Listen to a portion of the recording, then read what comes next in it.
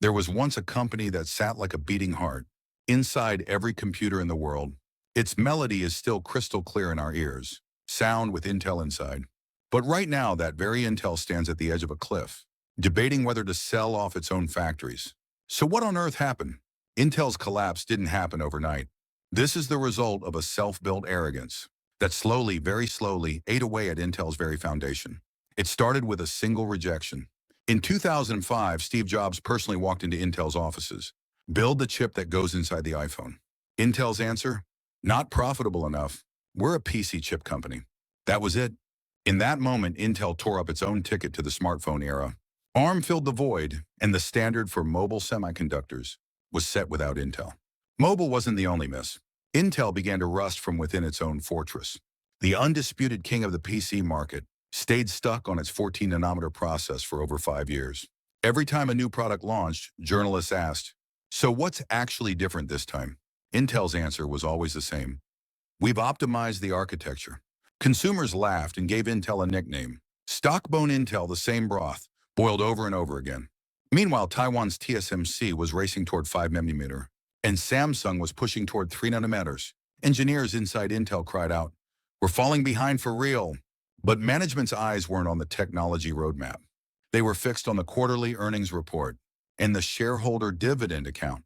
Waking up late, Intel attempted a counterattack. They poured trillions of won into next-generation processes. But reality was brutal. Yields wouldn't stabilize. The blueprints were done, but the factory's ability to actually produce them had fallen apart. Customers began turning their backs one by one. And the thing Intel feared most became real. AMD, which had long lived in Intel's shadow, began invading the data center market. Intel swallowed its pride. It started outsourcing chip production to TSMC, the very company it had once dismissed as a subcontractor. It was the moment the pride of an integrated device manufacturer came crashing down. Then the killing blow arrived: artificial intelligence. As the data center landscape shifted, demand for GPU-powered AI computation exploded. Nvidia rode that wave and became a company, competing for the world's top market cap. Intel looked at that same wave and said, "CPUs are enough," and sank into a sea of losses. This is where Intel stands today. Consecutive losses, dividends suspended, mass layoffs. Plans to spin off or sell the manufacturing division it has protected for 50 years are now on the table. The only lifeline, the U.S. government. Under the CHIPS Act, trillions of dollars in subsidies are flowing into Intel. Driven by the national security argument, semiconductor manufacturing must stay on American soil. But subsidies don't guarantee innovation.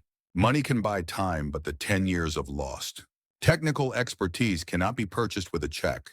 2027, that's the year Intel's next generation process is expected to reach mass production. That single outcome will decide whether Intel is reborn or dismantled. And the consequences won't stop at Intel.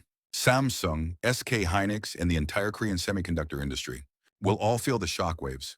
The moment you become complacent at the peak of technological power, the seeds of collapse are already planted.